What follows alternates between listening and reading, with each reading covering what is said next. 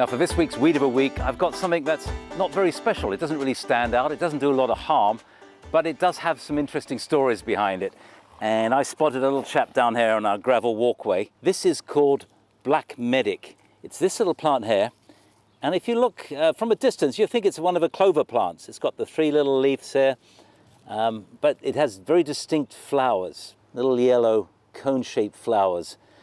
Black Medic, because the seeds it forms are black. I think it was spread by alfalfa, was mixed up with alfalfa, so it tends to be everywhere.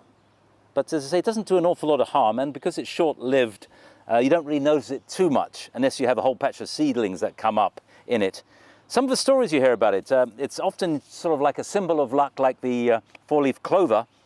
The story goes that Napoleon was out on one of his campaigns, warring with all his army and whatever, and he was fascinated by this plant, and he actually got off his horse and then bent down to look at it, and a bullet flew just above his head.